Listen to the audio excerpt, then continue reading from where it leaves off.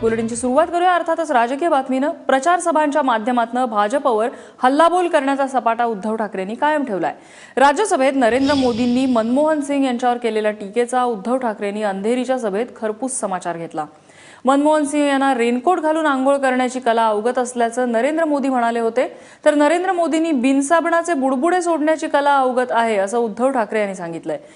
दरम्यान शिवसेनेने युती तोडल्यानंतर भाजप गुंडांची हात मिळवणी करत असल्याचं टीकास्त्रही उद्धव ठाकरेंनी डागलेलं आहे। भाजपने उल्हासनगरमध्ये गुन्हेगारी पार्श्वभूमी असलेल्या ओमी कलानीशी केलेल्या युतीचा दाखला उद्धव ठाकरे यांनी यावेळी दिला।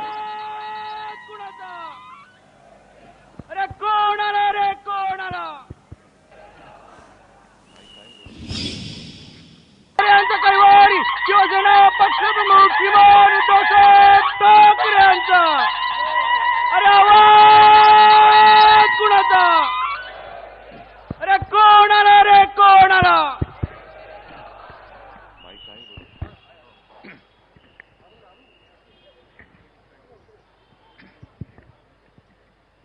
जमलेल्या माझ्या तमाम हिंदू बांधवांनो, भगिनींनो आणि मातांनो,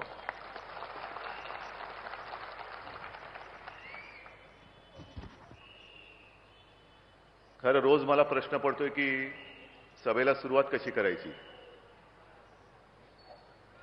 कारण मुंबईभर पूर्णपणे आणि नुसतं मुंबईतच नाही तर संपूर्ण महाराष्ट्रामध्ये 26 जानेवारी नंतर एक भगवत चैतन्य उसळलेलं आहे। आणि तुम्हाला खरंच सांगतो की कुठेही येता जाताना गाडीतून बाजूला गाडी आली, स्कूटर आली, ओळख पाळख काही नाही, लोक हात वर करून सांगतात चांगलं केलं चांगलं केलं, ठोका असं त्यांना बरोबर मग एवढे लोक संतापलेली आहेत। रोजच्या मुलाखती चालू आहेत, पण आज सकाळी उठून पेपर पाहिले मी आणि खरंच मला मोठं असं सुटलो बाबा असं वाटलं। युती तोडली, सुटलो। याचं कारण असं, सगळीकडे जी काय प्रचाराची रणधुमाळी सुरू झालेली आहे त्याच्यात आज एका वृत्तपत्रात उल्हासनगरचा फोटो पाहिला, एका बॅनरचा भाजपच्या, आणि क्षणभर जरा पोटात धस्स झालं। मग नीट निरखून पाहिला आणि तेव्हा लक्षात आलं की सुटलो। कारण जर का युती तोडली नसती तर मोदी, शहा, कलानी आणि बाजूला माझा फोटो आला असता। मला त्या रांगेमध्ये जायचं नाही, त्या एका माळ्याच्या मण्यामध्ये मला काही जायचं नाही। म्हणून मला असं वाटलं की बाबा सुटलो। वेळेवरती शिवसेना प्रमुखांनी, आई जगदंबेने सुबुद्धी दिली, शिवरायांनी दिली आणि आपण युती तोडली।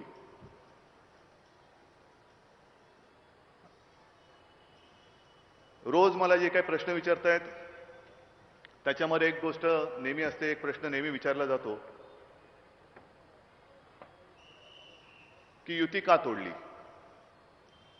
आणि मी त्यांना सांगतो की युती का तोडली, कारण संपूर्ण मुंबईमध्ये जी काही होर्डिंग्स लागलेत, परिवर्तन तर होणारच, आणि म्हणूनच मी युती तोडली। कारण 25 वर्ष एकूण महाराष्ट्रामध्ये आणि 20 वर्ष मुंबई महापालिकेत आपण एकत्र होतो।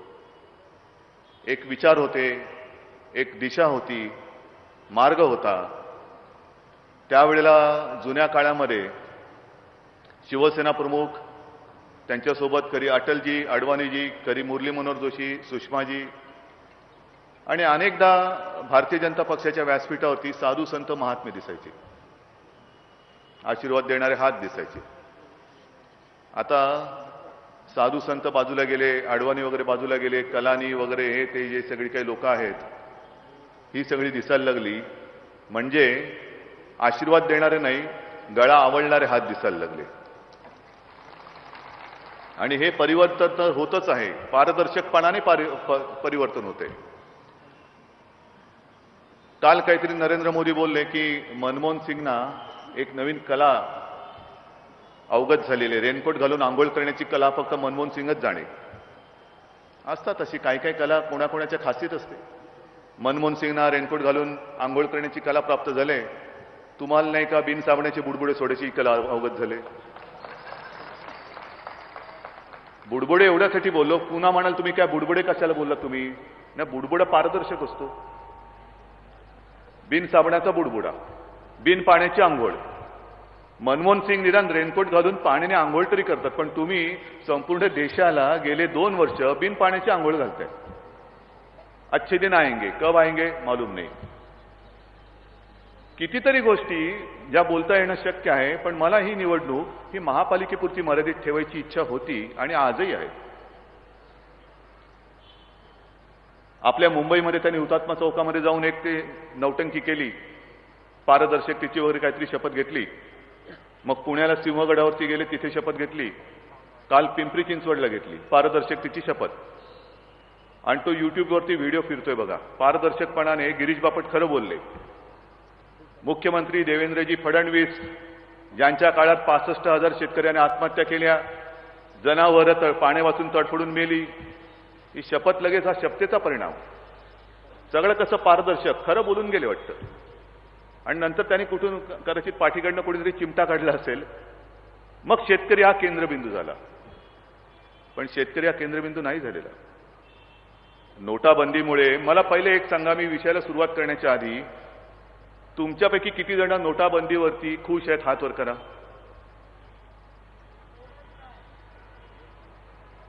बरं, किती लोक नाराज आहेत? नाही, खरोखर करा. मी माझ्या मनात काय नाही, मी पारदर्शकपणाने दाखवतोय. पत्रकारांनो तुम्ही पण बघा. आणि भरपूर नाराज असेल तर दोन्ही हात वर करा ना. आणखीन खूप नाराज असेल तर मोठी आवडा ना. नाही, पण हे तुम्हाला मला सांगावं लागतंय. हे सांगावं लागते की अरे चिडलात की नाही तुम्ही? मग तुम्ही म्हणणार हा आता चिडलो, आम्ही चिडलो, खरंच चिडलोय. आता किती चिडलात? नाही, एवढे चिडलेलो आहे. असं नाही. चिड ती हे शिवसेना प्रमुखांचं जी काय आपल्याला शिकवणं होतं, जी काय शिकवणं होती ती हीच होती. अन्याय म्हटल्यानंतर ताण त्यांना लाथ मारणार ती शिवसैनिक, तो शिवसैनिक. अन्याय सहन नाही करत बसायचा. अन्याय करणारा कोणी असो, अन्यायावरती वार करतो तो शिवसैनिक. मनातल्या मनामध्ये चिडून काही उपयोग होत नाहीये. आणि शेतकरी हा जो काही केंद्रबिंदू तुम्ही म्हणताय, आजच बातमी आहे ती आता उद्या कदाचित प्रिंट मीडियामध्ये येईल, दूरदर्शनवरती चालू असेल. महाराष्ट्रामध्ये एक शेतकरी नोटेच्या रांगेमध्ये बळी पडलेला आहे. त्याला काल तो जो काय रांगेत होता 8 तास उभा राहिला, भोवळेहून पडला. बाजूच्या हॉस्पिटलमध्ये, एकतर गाव, त्या गावामध्ये बाजूचं म्हणजे किती बाजूचं मला कल्पना नाही, हॉस्पिटलमध्ये नेईपर्यंत त्यांनी प्राण सोडले होते. शिवरायाचे आशीर्वाद, आता कमळ फुलणारच. शेतकरी रांगेमध्ये उभा राहून तिष्ठत मेला. जो शिवरायाचं जे एक आज्ञापत्र होतं, गरिबाच्या भाजीच्या देठालाही हात लावू देऊ नका, लागू देऊ नका.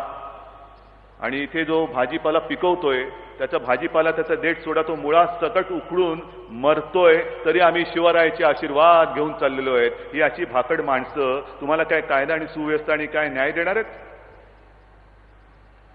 नुसत्या थापा ऐकायच्या यांच्या. पण मला एक गोष्ट अशी वाटत होती की काही जरी झाले तरी आपला मुख्यमंत्री बरा असावा, कारण गोडगोड बोलतो तरी तिळगुळ न घेता.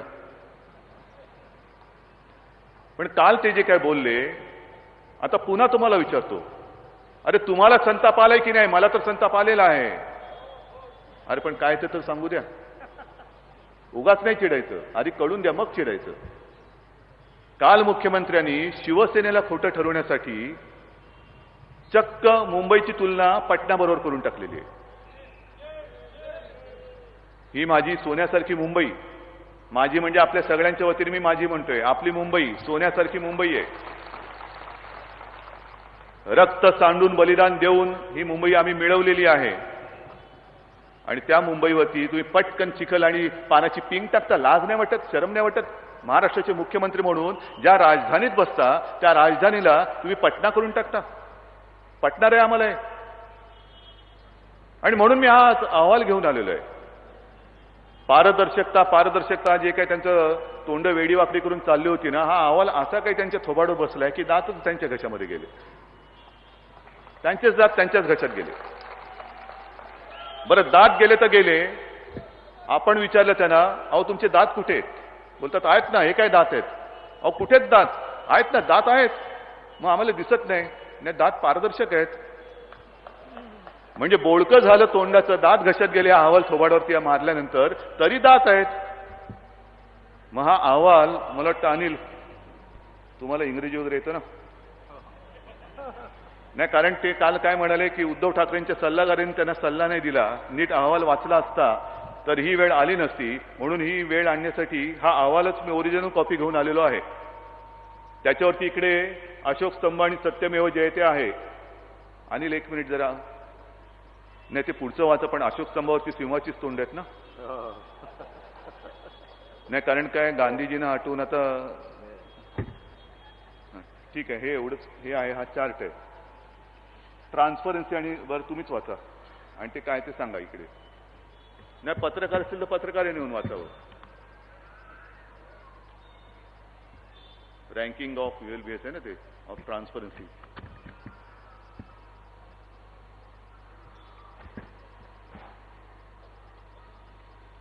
Ranking of ULBS on transparency, accountability and participation. त्यांना पंचायत काय झालेले इंग्रजीचा पण चष्मा नाही आणला. नाही. आणि यामध्ये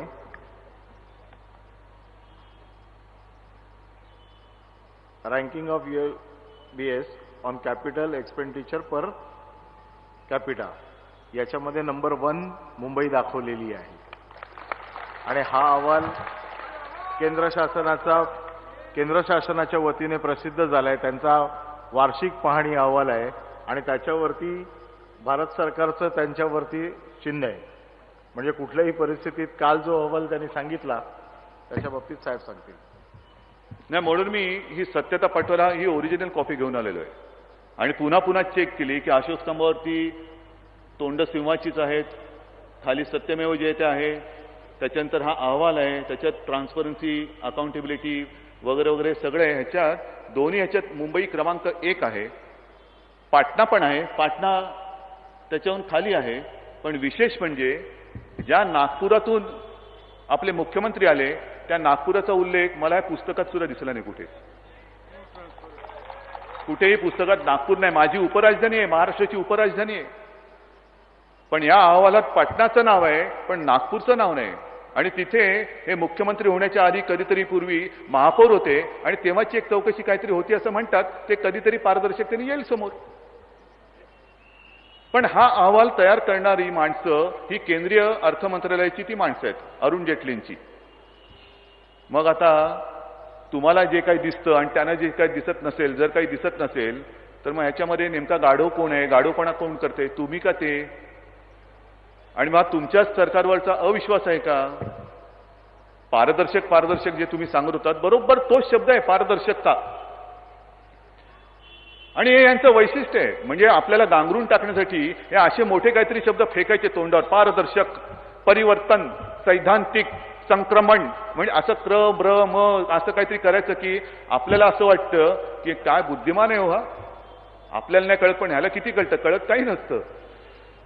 वाचण्याच्या नावाने बॉम्ब. म्हणजे हा अहवाल एवढा दिला, तुम्ही उशाशी घेऊन झोपलात, पण कधीतरी उघडून पाहिलं मुंबई, माझी मुंबई. मी अभिमानाने सांगतो की मुंबई याच्यात नंबर 1 आहे. माझ्या महाराष्ट्राची राजधानी ही नंबर 1 आहे. पण हा विषय इथे संपत नाही. मुंबई गिळण्यासाठी तुम्ही मुंबईला वाईट ठरवत आहात आणि वाईट ठरवताना तिची तुलना तुम्ही पटणाबरोबर करता आहात. मग पटण्याची जी कोणी इथे लोक आली असतील, मुंबईमध्ये राहत असतील, त्यांना विचारू इच्छितो, काय रे बाबा तुम्हाला नाही राग आला?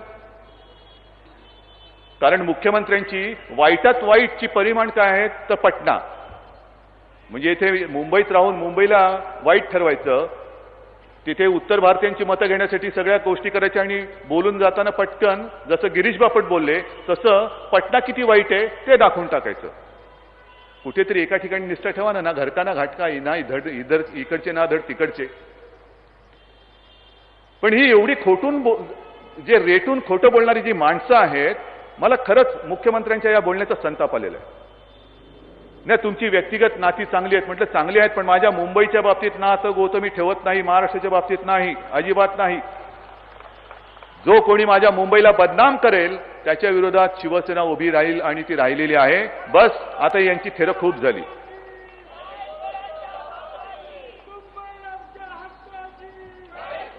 मुंबई म्हटल्यानंतर आणि मुंबई महापालिकेची निवडणूक म्हटल्यानंतर आपण वचननामा घेऊन आलेलो आहोत. आणि हा वचननामा घेऊन येताना त्याच्यातही त्यांनी घोळ घातलेलाच आहे. आपला वचननामा, त्याच्यामध्ये शिवसेना प्रमुखांचा फोटो आहे आणि त्यांचा जाहीरनामा, त्याच्यावरती तेलगीचा स्टॅम्प पेपर आहे. का तिकडे मोदीचा मोठा फोटो का नाही टाकला जसं आम्ही शिवसेना प्रमुखांचा टाकला? आम्हाला फक्त त्यांचा फोटो बस, तेवढ्यावरती लोक विश्वास ठेवतात आणि आम्हाला आशीर्वाद देतात. कारण नुसता मोदींचा फोटो टाकला असता तर लोकांनी विचारलं असतं, अरे बाबा मोदी दाखवतात, बरं केलं हो, अच्छे दिन कब आएंगे? स्विस बँकेतला पैसा कधी येणार? गुंडा पुंडाना कधी तुरुंगात टाकणार? दाऊदला कधी पकडून आणणार? या सगळ्या गोष्टी, प्रश्नांची सरबत्ती नको म्हणून मोदींचा फोटो छोटा केला आणि तो तेलगीचा स्टॅम्प पेपर टाकून दिला. ही एवढी पण आता तुमच्या नेत्यावरती निष्ठा राहिलेली नाहीये, विश्वास राहिलेला नाहीये. आणि तुमचा नाही राहिला तर जनतेचा कसा राहणार? आणि त्या आपल्या वचननाम्यामध्ये जी वचनं मी दिलेली आहेत ती विचार करून दिलेली आहेत. 500 फुटामध्ये राहणाऱ्या मुंबईकराला मालमत्ता कर शिवसेना पुन्हा सत्तेवर तुमच्या आशीर्वादाने येणारच आणि आल्यानंतर तो संपूर्ण मालमत्ता कर शिवसेना रद्द करणार, हे वचन आहे माझं. 700 फुटापर्यंत ज्या घरामध्ये मुंबईकर राहत आहेत त्यांना करामध्ये सवलत देणार.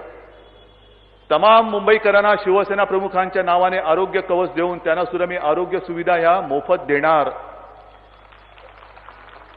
शालेय गणवेशातील विद्यार्थ्यांना बस, बीएसटी बस, त्यांचा प्रवास जो आहे, त्याचा प्रवास आहे तो सुद्धा मी मोफत करणार, हे माझं वचन आहे तुम्हाला, शिवसेनेचं वचन आहे. अशा कितीतरी गोष्टी आहेत, पण त्याच्यावरती बोलायचं नाही. जी काही होर्डिंग्स लागलेत, मी सगळ्या बाबतीत तुलना करायला आणि वाद करायला तयार आहे. येऊ द्या भाजपला मी आव्हान देतो, जर तुमच्यामध्ये हिंमत असेल तर मुंबईमध्ये तुम्ही केलेली कामं काय ती घेऊन या. आम्ही केलेली कामं काय ती आम्ही घेऊन आलेलो आहोत आणि होऊन जाऊ द्या. जनतेसमोर जर का मुकाबला करायचा असेल ना तर कामाचा मुकाबला करा आणि मग जनतेवरती सोपवा. ज्यांना कोणाला मत द्यायचं त्यांना मत द्या. गेल्या 5 वर्षामध्ये जी काही आपण कामं केलेली आहेत, 700च्या वरती उद्यानं केलेली आहेत, रुग्णालयामध्ये रुग्णांची सेवा आणखीन करण्यासाठी बेड्स वाढवलेले आहेत, नवीन हॉस्पिटल्स बांधलेली आहेत, शाळा तयार केलेल्या आहेत, व्हर्च्युअल सिस्टीमनी जी काय आपण त्यांना शिक्षण देतो त्याची व्याप्ती वाढवलेली आहे. मुलांच्या पाठीवरचं दप्तराचं ओझं उतरवून त्यांना 8वीच्या वर्गापासून आपण टॅबलेट द्यायला लागलेलो आहोत. किती गोष्टी तुम्हाला सांगू. जमिनीच्या खालून जे काय आपण पाईपलाईन टाकलेल्या आहेत त्याच्यामध्ये सगळ्या टाईपच्या प्रकारच्या पाईपलाईन आहेत. सांडपाणी नेणार पण आहे आणि दुसरी पाईपलाईन पिण्याचं पाणी आणणारी, तिसरी पाईपलाईन हे पावसाचं पाणी नेणारी, अशा अनेक पाईपलाईन्स आहेत. आणि मग सहज त्याची मोजमाप केल्यानंतर संपूर्ण मुंबईमध्ये हे एवढं जाळं आहे की जर का त्याचा एक सरळ पाईप केला तर मुंबईपासून लंडनपर्यंतची लांबी होईल. एवढे पाईपलाईन मुंबई महापालिका ही सांभाळते आणि आपल्याला सगळ्यांना सुविधा देते. हे काय मोठं काम नाही. रस्ते किती आहेत, स्वतःचा हक्क बांधणारी, हक्कानी धरण बांधणारी ही एकमेव महापालिका. आणि आपल्या वचननाम्यामध्ये त्यांनी काय खुसपट काढलं? हे म्हणे शिवसेना प्रमुखांना विसरले, शिवसेना प्रमुखांच्या स्मारकाचा उल्लेखच नाही केलेला मी. याचं कारण असं की मुंबई महापालिका म्हटल्यानंतर मुंबई महापालिकेच्या अखत्यारीतली कामं जी आहेत त्याचा उल्लेख मी केलाय, सरकारच्या अखत्यारीतला कामाचा उल्लेख मी केलेला नाही. आणि म्हणून तुम्ही जर का बघाल तर विधानसभेच्या आपल्या वचननाम्यात शिवसेना प्रमुखांच्या स्मारकाचा उल्लेख आहे आणि महापालिकेच्या वचननाम्यात तो उल्लेख नाही. पण इतर जी काही कामं आहेत ती कामं सगळीच्या सगळी ही मुंबई महापालिकेने केलेली कामं आहेत. सगळी कामं जी आहेत ती मुंबई महापालिका करणारी कामं आहेत. आणि ह्यानी जी काही होर्डिंग्स लावलेली आहेत, मेट्रो, रेल्वे, मग मी पण सांगतो मुंबई महापालिका बांधवांनो आणि भगिनीनो, तुमच्या आशीर्वादाने मुंबई महापालिका जिंकल्यानंतर मी मुंबई ते मेसापोटेमिया, मुंबई ते ऑस्ट्रेलिया, मुंबई ते जर्मनी अशी थेट विमान सेवा सुरू करेन. अरे काय आवडलं नाही तुम्हाला? टाळ्याने वाजवल्या. पण तसं काय मी करू शकतो? मुंबई महापालिका कशी सुरू करते? काहीतरी उगाचच शिवस्मारक करणार, त्याच्या टेंडरचा अजून पत्ता नाही. बाबासाहेब आंबेडकरांचं स्मारक करणार, टेंडरचा पत्ता नाही. पण मोदींना घेऊन आले आणि आपल्याला फसवण्यासाठी हे संमोहन करायचं, नुसतं संमोहित करून मतं मिळवून घ्यायची आणि मतं दिली तर भागमभाग. आणि त्याकरता मी जे नेहमी सांगतो की पंतप्रधानांनी कोणत्याही एका पक्षाच्या प्रचाराला जाता कामा नये. ना पंतप्रधानांनी जायला पाहिजे, ना मुख्यमंत्र्यांनी जाता कामा. कारण मुख्यमंत्री हे सगळ्या राज्याचे असतात, पंतप्रधान हे संपूर्ण देशाचे असतात. तुम्ही जोपर्यंत प्रचार करत होतात, पंतप्रधान झाला नव्हतात, मुख्यमंत्री झाला नव्हतात, तोपर्यंत तुम्ही एका पक्षाचे होतात. पण ज्या वेळेला ती घटनेच्या साक्षीने शपथ घेतली, ती शपथ सगळ्यांची समान वागण्याची आहे. एका पक्षाला न्याय आणि दुसऱ्याला अन्याय अशी ती शपथ होऊ शकत नाही. एवढी गोपनीयता जरी असली तरी पारदर्शकता त्या शपथेतील तुम्हाला कळत नाही. आणि मोदी जे काय बोलतायत की मुझे तो बस देश की चिंता है, चुनाव की नहीं, असं बोलले आणि परत प्रचार सभेत जाऊन बोंबलले. देशाची जर का चिंता तुम्हाला होती किंवा आहे तर मला सांगा ना, 2.5 वर्षामध्ये देशात किती काळ राहिलात आणि परदेशात किती काळ गेलात? लोकसभेमध्ये जे काही सेशन सुरू असतं, सभागृह सुरू असतं, त्या काळामध्ये एकूण पूर्ण काळामध्ये काल गजाभाऊ तुम्हालाच विचारलं मी, किती काळ मोदी तिकडे आलेले आहेत पंतप्रधान म्हणून? आहे ना, आपण दूरदर्शनवरती बघत असतो. बरं, कधीतरी यायचं, काहीतरी बोलायचं, धसकन कुठला तरी निर्णय घ्यायचा. मला सांगा, आपल्या देशात किंबहुना परदेशात, हे परदेशात असं म्हणतात की ट्रम्प आल्यानंतर सगळी धाकधूक झालेली आहे तिकडे, आणि मग काही आपले हिंदुस्थानी चर्चा करत होते. आपल्याला चर्चा करायला खूप आवडते. ते म्हणे काय म्हणे बघा, 8 तारखेला 8 नोव्हेंबरला अमेरिकेला ट्रम्प मिळाला आणि आपल्याला नोटाबंदी मिळाली. पण म्हणे अमेरिकन माणसं असा माणूस निवडू कसं शकतात, असं ते कसा काय निर्णय घेऊ शकतात, अशी व्यक्ती ते निवडू कशी शकतात? तर त्यातला एक जण म्हणाला, अरे ते जाऊ दे, आपल्याला पण नोटाबंदी मिळाली ना, मग त्यांना काय विचारतो ते असा माणूस कसा निवडू शकतात? आपण काय केलंय? आपण तरी वेगळं काय केलंय? पण सगळीकडे जे काय त्यांचं फिरणं चाललेलं आहे आणि मग येऊन पुन्हा आपल्याला शिकवायचं. पटकन नोटाबंदी केली. कुठे सांगितलं होतं आधी? जी पारदर्शकता ते म्हणतायत, ते मागतायत, माझी तयारी आहे ना. मी मुद्दामून हे प्रत्येक सभेमध्ये सांगतो आहे की पारदर्शकता जी मुंबई महानगरपालिकेमध्ये आहे, तिच्याहून आणखीन काय तुम्हाला पाहिजे असेल पारदर्शकता तर ती आणा, माझी तयारी आहे. पण ती पारदर्शकता केवळ मुंबई महानगरपालिकेत असता कामा नये. ती पारदर्शकता तुमच्या राज्य सरकारच्या कारभारातही असली पाहिजे आणि केंद्र सरकारच्या त्या कारभारातही असली पाहिजे. आणि आजही पत्रकारांशी मी बोलताना काही पत्रकार त्या स्थायी समितीच्या बैठकीला उपस्थित असतात. मी त्यांना सांगितलं की वामनो, तुम्हीच सांगा बाकीच्यांना की कशी काही प्रक्रिया होते. ते म्हणाले नाही म्हणे, काम एकदा आल्यानंतर त्याचा प्रस्ताव हे महापालिका प्रशासन बनवतं, त्याची एक किंमत ठरवली जाते, मग त्या किमतीच्या आधारावरती कोण कॉन्ट्रॅक्टर ते भरू शकतात त्या कॉन्ट्रॅक्टरचा इतिहास बघितला जातो आणि मग त्यांनी ते टेंडर भरल्यानंतर ती टेंडरची पाकिटं स्थायी समितीसमोर येतात. त्या स्थायी समितीत स्थायी समिती अध्यक्ष, सत्ताधारी पक्षाचे सदस्य, इतर सर्व पक्षांचे सदस्य, पत्रकार आणि प्रशासनाचे आयुक्त किंवा अतिरिक्त आयुक्त असतात आणि त्यांच्यासमोर ती पाकिटं उघडली जातात. त्याच्यात लोएस्ट जो कोणी असेल त्याला ते काम दिलं जातं. बरोबर आहे ना? मग हीच पद्धत राज्य सरकारमध्ये का नाही आणत? कॅबिनेटच्या बैठकीमध्ये एक तर तुम्ही राज्यमंत्र्यांना घेत नाहीत, त्यांना काही अधिकार नाहीत. ते राज्यमंत्री सुद्धा उद्यापासून म्हणजे आता जेव्हा ती काही कॅबिनेटची बैठक होईल त्या बैठकीत राज्यमंत्री तर असले पाहिजेतच, विरोधी पक्षनेता असला पाहिजे. कारण त्या विरोधी पक्षनेत्याला सुद्धा कॅबिनेटचा, त्या मंत्र्याचा एक दर्जा आहे, कॅबिनेटची रँक आहे. तो विरोधी पक्षनेता असला पाहिजे, पत्रकार असले पाहिजे. आणि जसे इकडे आयुक्त असतात तसे तिकडे लोकायुक्त का नसावेत? आणि हा विषय इथेच नाही थांबत. आज तुम्ही जर का पाहाल तर मी अभिमानाने सांगतो की मुंबई महानगरपालिकेचा कारभार हा पारदर्शक आहे. आयुक्तांची काही नोटिंग्ज असतात, इतर काही असतात, ते ऑनलाईन उपलब्ध आहे, वेबसाईटवरती उपलब्ध आहे, कोणी तिकडे क्लिक करून ते पाहू शकतो. तशी आता मंत्र्यांची आणि त्या सगळ्या सेक्रेटरींची फायलीवरती जे काही शेरे आहेत ना, ते सुद्धा तुमच्यात हिंमत असेल तर ऑनलाईन टाका, कळू द्या जनतेला पारदर्शकता तुमची तरी काय. चिकी कशी कोण खातं हे कळू द्या लोकांना. आमच्याकडे नाही कोणी चिकी खात. चिकी खाणारी माणसं तुमच्याकडे आहेत, बोगस डिग्रीचे घोटाळे तुमच्याकडे आहेत. पण आज अभिमानाने म्हणून मी जी काही कामं घेऊन आलेलो आहे ती नाकारून खरं याचं श्रेय मी तुम्हाला देत होतो. आज मुंबईमध्ये जे मी तुम्हाला सांगितलं की या अंधेरी परिसरामध्ये आपण सभा घेत असताना अंधेरीमध्ये, संपूर्ण मुंबईतलं अंधेरीमधलं शहाजीराजे क्रीडा संकुल जे आहे ते गेल्या 2 वर्षामध्ये आपण एवढं सुंदर केलेलं आहे. आदित्यने स्वतः त्याच्यात पाहिली, मेहनत घेतली आणि जवळपास 60 ते 61 वर्षानंतर आंतरराष्ट्रीय दर्जाचा फुटबॉलचा सामना तिकडे झाला. हे काय मुंबईचं कौतुक करण्यासारखी गोष्ट नाहीये? सांगा ना तुम्ही नागपूरमध्ये काय केलेलं आहे आणि आम्ही मुंबईमध्ये काय केलेलं आहे. पटना तर लांब राहिलेलं आहे. नागपूरची पहिली सगळी माहिती आपण काढूया. नागपूरमध्ये कसा भ्रष्टाचार झालेला आहे त्याची मी पुस्तिका केलेली आहे. त्याच्यामध्ये रस्त्याच्या कामामध्ये कसा भ्रष्टाचार झालाय ते बाकीचं तर सोडा, पण ज्या कॉन्ट्रॅक्टरला आपण मुंबई महापालिकेने काळ्या यादीमध्ये टाकलं त्याला यांनी मेट्रोचं काम दिलं, नागपूरचं काम दिलं. आणि म्हणून ते पण एक व्हॉट्सअप फिरत होता, मुंबई में माफिया, नागपूर में माफ किया. पण माफियाचे आरोप आमच्यावरती करण्यापूर्वी तुम्ही तुमच्या आजूबाजूला जे काही बगलबच्चे घेऊन फिरतायत, सगळे गुंड पुंड घेऊन, शिवरायाच्या नावाने खंडणी मागणारे, ही एवढी अशी अवलाद आमची नाही. शिवरायाला आम्ही दैवत मानतो, प्रचारापुरतं शिवराय आम्ही आमच्या होर्डिंगवरती लावत नाही. आजपर्यंत तुम्ही कधी शिवजयंती साजरी केली नाहीत. ते चैतन्य, भगवत चैतन्य हे शिवसेनेने सांभाळलं, तो जिवंतपणा शिवसेनेने सांभाळला.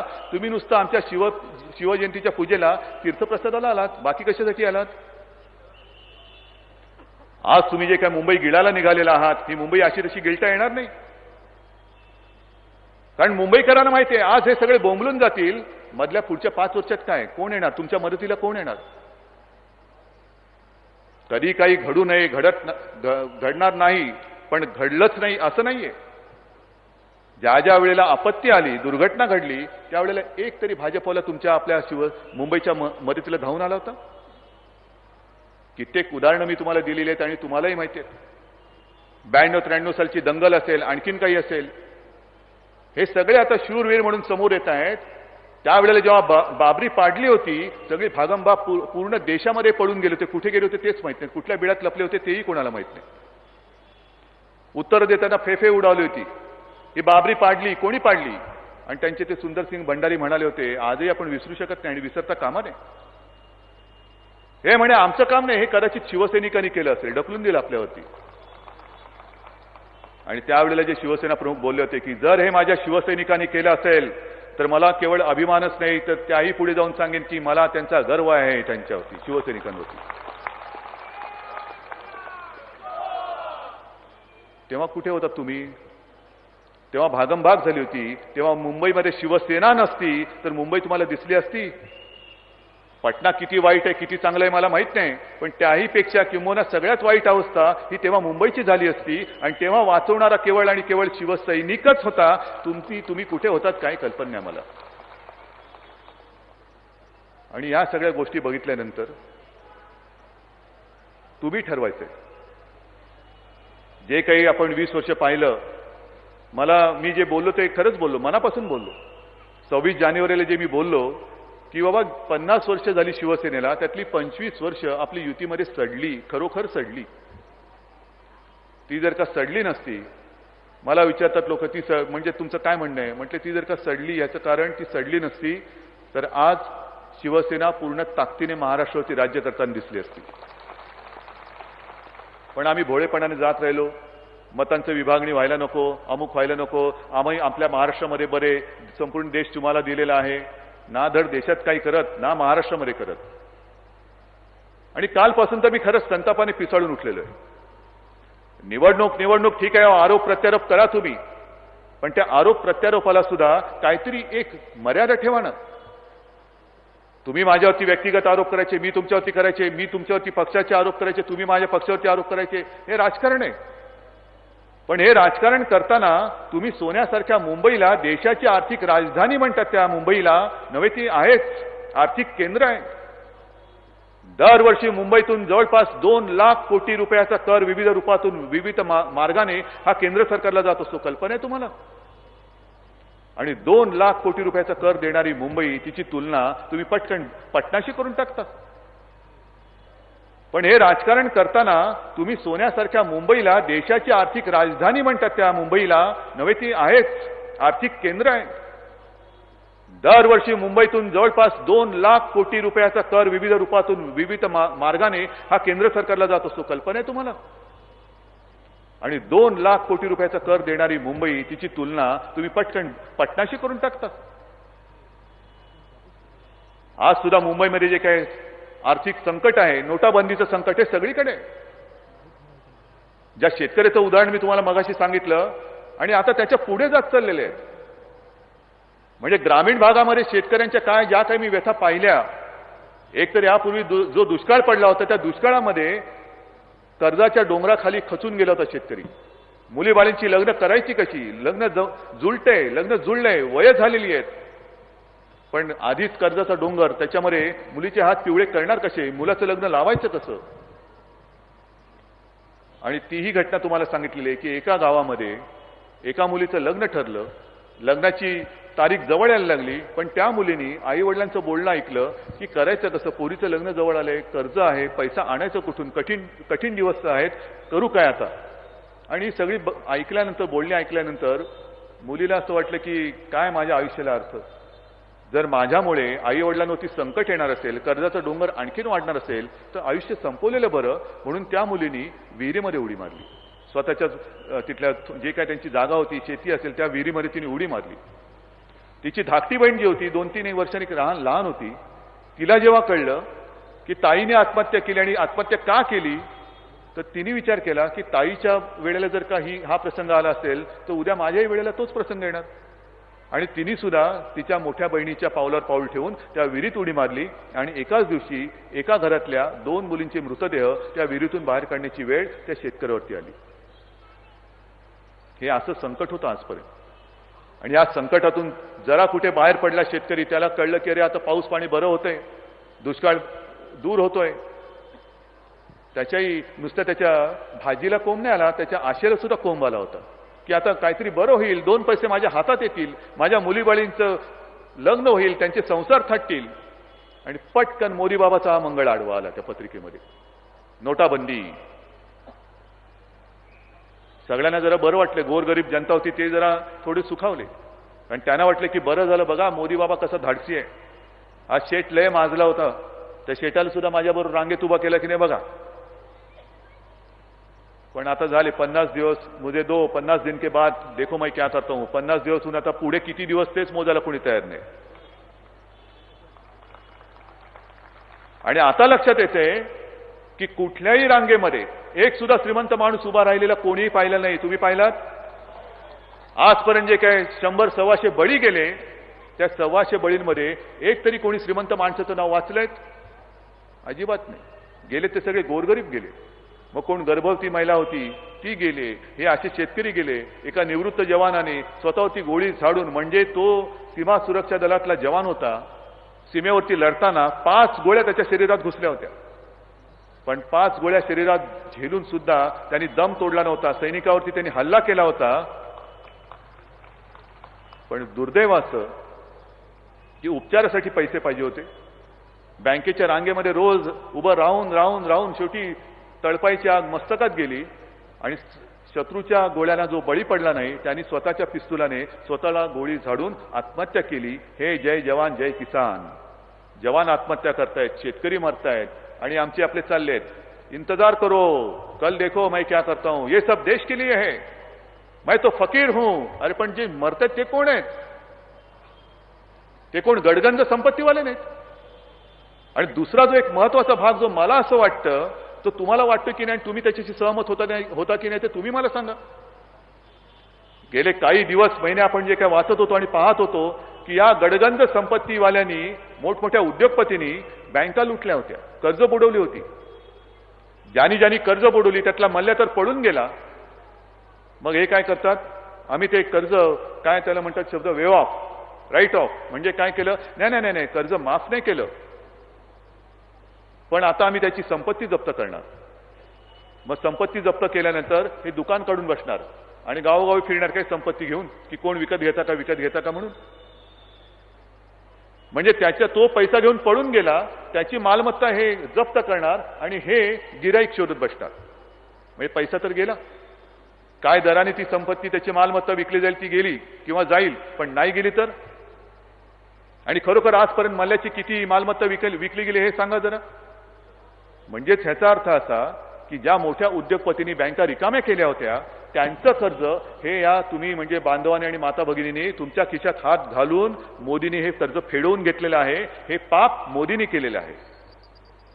कर्ज बुडव्यांचं कर्ज हे सर्वसामान्य जनतेच्या खिशात हात घालून जबरदस्तीने तुमच्या कष्टाचा पैसा त्यांनी बँकेत घेतला आणि आता तुमचाच पैसा तुम्हाला देण्यासाठी 50-100 प्रश्न विचारले जात आहेत. हे स्वातंत्र्य आहे? हे आजचे दिनची ही व्याख्या आहे? स्विस बँकेतला काळा पैसा तुम्ही आणून या गोरगरिबांच्या बँकेत 15-15 लाख रुपये घालणार होतात, ते तर लांब राहिलं, पण यांचा कष्टाचा जो काही पैसा होता तो तुम्ही ओरबाडून घेतलात आणि आता पुन्हा तुम्हीच त्यांना डोळे वटारून सांगतायत की मला सांग हा पैसा आणला कुठून. आणि आता ह्याच्या पुढे व्याज दर कमी होणार, व्याज दर वाढणार, ते काय व्हायचं ते होईल. पण विशेष म्हणजे माता भगिनींच्या बचतीकडे सुद्धा आम्ही लक्ष देऊ असं त्यांचेच ते कोणते एक अर्थतज्ञ आहेत, हे माझे सल्लागार नाहीत, हे त्यांचे तज्ज्ञ आहेत. त्यांच्या तज्ज्ञांनी मध्ये एक भाष्य केलं होतं की आता आम्ही महिलांच्या बचतीकडे सुद्धा लक्ष देऊ. म्हणजे काय? इथे एवढ्या मोठ्या संख्येने महिला बसलेल्या आहेत. नोटाबंदीमुळे एक काय झालं, आम्हा पुरुषांना कळलं की आमच्या नजरेआड महिला बचत करतात, बरोबर ना रे? आणि तांदळाच्या डब्यामध्ये, पिठाच्या डब्यामध्ये सुद्धा काही पैसे ठेवतात. आता ते डबे सुद्धा हे देवेंद्र फडणवीस पारदर्शक करणार आहेत की कुठल्या कुठल्या डब्यामध्ये पैसे ठेवलेत ते दिसले पाहिजेत, पारदर्शक डबे. पण इथपर्यंत तुम्ही गेलात म्हणजे आमच्या नुसतं घरात नाही, आमच्या स्वयंपाकघरात घुसणार तुम्ही. मग काय म्हणून आम्ही हे सगळं सहन करू? महिला ज्या काही बचत करतात तो काही काळा पैसा नसतो, तो त्यांच्या हक्काचा पैसा असतो. आणि हाताशी एक खर्चाला थोडे पैसे पाहिजेत. किती साठवणार मध्यमवर्गीय आणि गरीब माणसं? पण हाताशी काहीतरी पटकन काही लागलं तर पैसे पाहिजेत, म्हणून ते पैसे तुम्ही एक नाही म्हटलं तरी बचत करून ठेवलेले असतात. त्याच्यावरही लक्ष. आम्हाला दाखवा, प्रत्येक डबे उघडून दाखवा, हा पिठाचा झाला, साखरेचा झाला, गुळाचा झाला, याचा झाला. आणि म्हणून मी तुम्हाला मागेच सांगितलं की आता पैसे आहेत ना, कोण विचारायला आलं तर मसाल्याचाच डबा उघडा आणि त्याचंच तोंड त्याच्यात घाला पहिलं. बघ किती पैसे आहेत त्याच्यात, मोजत बस. काय ही कुठलं स्वातंत्र्य आहे? आणि मग नुसतं विकास विकास विकास, परिवर्तन. अरे शिवरायाच्या नावाने खंडणी मागण्याचे आरोप तुम्ही आमच्यावरती करता आणि पप्पू कलानीला घेऊन फिरता तुम्ही. एक काळ असा होता की गोपीनाथ मुंडे बोलले होते की दाऊदला मी फरफटत आणेन. पप्पू कलानीच्या विरुद्ध सुद्धा गोपीनाथ मुंडे उभे राहिले होते, म्हणजे निवडणुकीला नाही, त्याची गुन्हेगारी मोडून काढायला. गोपीनाथ मुंडे गेल्यानंतर तुम्ही पप्पू कलानीला तुमच्या बॅनरवरती लावता. दाऊदला फरफटत आणणार. दाऊद तर तुम्ही काय आणू शकत नाही. एक दिवस बातमी येईल, दाऊद बिचारा वार्धक्याने थकून वाट बघून बघून पाकिस्तानात मेला.